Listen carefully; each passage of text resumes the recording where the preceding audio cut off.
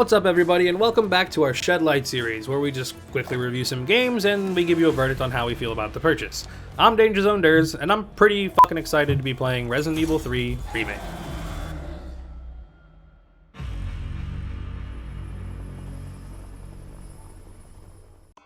Now, personally, I had a lot of hype surrounding this title, mostly because Resident Evil 2 was my game of the year last year. I really liked that game. I couldn't wait to get my hands on the new one, however, my experience totally did not end up being what I expected. If you have read the reviews already, you might be wondering why it's been receiving quite a mixed bag of feedback, and I can honestly tell you that it's probably mostly justified, and I couldn't recommend buying this game at full price, and that's definitely how I feel.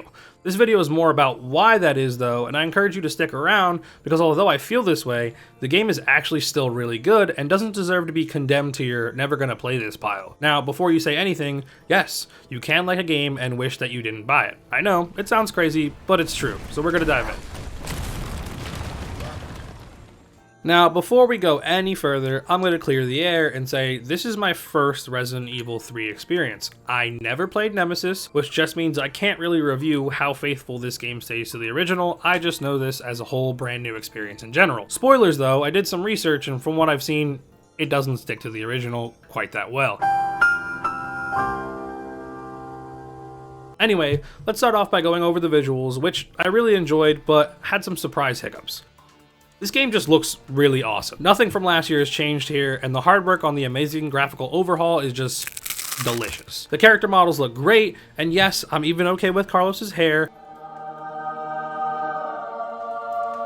And Jill's outfit doesn't bother me at all because again, didn't play the original, don't give a shit. Zombies look just as sloppy and moist as ever, ready to pop with just the right shotgun blast. The game's environments have this great lighting and it plays into the atmosphere so perfectly, and it's coupled with the powerhouse that is the sound design, and I still feel like this is one of the best looking and sounding games out there. And since that kind of thing is important to a self-proclaimed connoisseur of the video game arts like me, that's something I nerd out about and appreciate. However, something weird happened quite a lot while I was playing that detracted from all these nice things that I had to say about it. I play on PS4, and the performance of the enemies at times was kind of disappointing. Just at times. And mostly because the zombies are the exact same models and use pretty much the exact same movements as last year's release, yet they still do this weird stutter from a distance thing that just honestly looks kind of dumb. I mean, this is way too similar and way too much like last year's release for me to not call it out. I never had issues with RE2, which is why I'm kind of just questioning how this happened. I mean, I played it on a PS4 just like last year, so nothing's really changed. I mean, yes, it's a different game, but it's running the same engine and it looks pretty similar. I mean, come on, let's be honest with ourselves. This game looks really effing similar. It's got to be something that I'm missing. So to sum it up neatly, the game looks really great and the game still looks kind of similar to RE2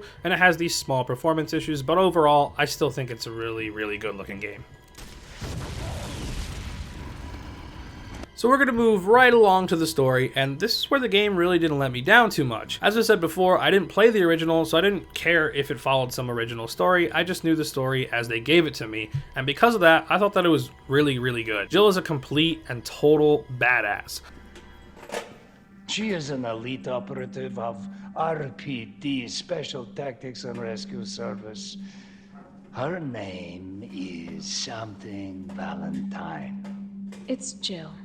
The game pulls no punches in the story and is just a complete thrill ride the whole entire time. It was like this perfect on-the-rails action horror mystery game. I really enjoyed the story building cutscenes, and the characters just seemed a little bit more fleshed out than they were before, and I found myself flipping back and forth on how I felt about them just because the story did a better job of diving in depth to the complexities of the drama unfolding in front of us. The more I replayed the game, the more subtleties in the dialogue I found, and the more that the characters' actions actually reflected and foreshadowed what they'd be doing in the future. And since I'm the kind of guy who likes to read all the articles and notice these kinds of things, the game actually had a lot of really good backstory. Even the key items all had some sort of purpose in the past, leaving the Raccoon City citizens just kind of left with these notes, and sometimes they're interesting and quirky stories. My only complaint is that it was just so damn short, like 5 hours short for most people, and less if you were a Resident Evil 2 veteran. It just really sucks because I thought this game progressed so much better than Resident Evil 2 because they blended that whole, oh, we're gonna have 2 campaigns in this game, instead made it 1, and it just flowed a lot better. All said and done, the story is just really good, and I do actually recommend playing 2 before you play this because although it takes place before Resident Evil 2, there's actually certain moments to me that had more meaning because I knew what was in store for those characters afterwards. The story is good, it's just really short.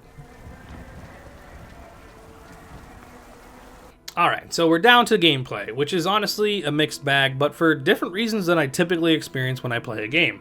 From day one, I was pretty skeptical that this game was going to perform as good as Resident Evil 2, simply because I thought that this was just way too soon to be pushing out another remake. I was pretty content with Resident Evil still, and I had more content on it, so I was just in no rush. Happy to say though, I was wrong. Mostly. The game plays really well, and if not better than Resident Evil in my opinion, so I'll just get that out of the way now. I actually think it plays better than Resident Evil 2. The controls felt a little bit better, the zombies felt pretty much the same, the perfect dodge was really fun, the puzzles aren't too lengthy, and the exploration still has tons of secrets and helpful items, which of course I became addicted to searching for, and I really just didn't have issues with its pacing, and in fact I thought that this game was just moving along perfectly. There was never a dull moment in gameplay. The inventory management is even a little bit easier this time around, and it seems like the game just doesn't waste your time with the tedium like it did in the first, or I guess the second game, and it tries to scare the crap out of you. It puts you in these tense nemesis combat moments as much as possible, and one is just never too far around the corner. Some people say the events are too scripted and linear compared to 2, and I say, sure, but it makes the game more fun as a result for me personally. This game isn't as difficult as 2, which I think, again, makes this game a little bit more accessible for people, but it loses some of that survival aspect, so I did end up cranking up the difficulty to hardcore, and if you want more of a survival aspect, I say go for that, but I think standard is perfect for the normal player. This game is just a romp of non-stop action and spooky exploration, even if it is a little bit more linear. I still love it. I absolutely love this game. But before I knew it, it was over. So in short, my worries were mostly put to rest, and at the end of the day, I was just left with one feeling. This isn't worth $60. And unfortunately, when that happens for me, it's a big deal.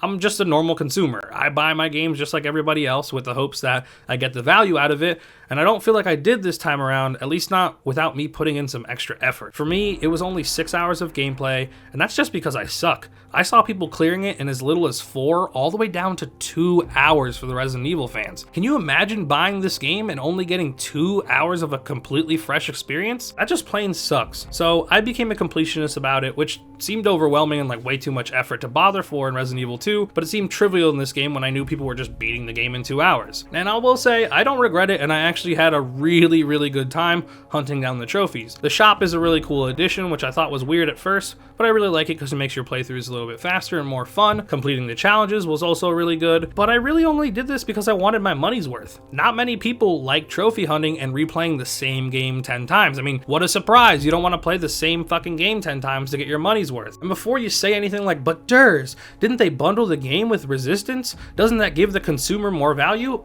Fuck off, because just no. When you need to give me an early access game that I'm not even interested in to make your game seem like a decent purchase, you've already failed in my opinion. Resident Evil 2 had its own different game modes, and depending on which order you played the characters, you kind of had some different endings, and it just had more content in general, just much more offerings. So yeah, the gameplay is great, and it's totally fun, but when a developer relies on packaging their game with some other title to make it seem like it's worth it, you have failed to make the thing I'm purchasing worth buying. I'm not buying Resident Evil 3 to play Resident Evil Resistance. I haven't even played it. So if you disagree with me, fine, but because of that lack of value, I just say wait to buy this game. Wait for a sale and actually be happy with your purchase so it doesn't leave a sour note on an otherwise really good experience.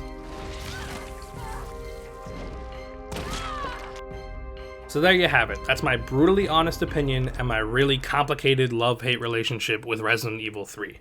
I think this is also probably why you're seeing people give it lower scores than you're used to, and you might not be sure if it's a good game. I'd say it is a good game, I just think everyone is factoring its value into it, which is totally justified. But I did want to clarify that to the diehard fans out there who might actually want to play this game 10 times and spend that money. It is by all means an amazing, albeit short experience, and I can see even everyone here at the Shed having a really good time with it, but in this reviewer's opinion, in my opinion, it fails to show its full value to the typical player on its own, and even for me personally. I had to force myself to explore the tedium that is trophy hunting to actually get the most out of it and to be pretty satisfied with my purchase. I love the game, and honestly, it was some of the most fun I'm going to have this year. It's just, unfortunately, not a good value at full price, and you should wait for it to go on sale. So, if you did like the video and you want more, subscribe to the channel and give the video a like. It's a bittersweet ending for Raccoon City, but stay safe out there, survivors. Stay safe.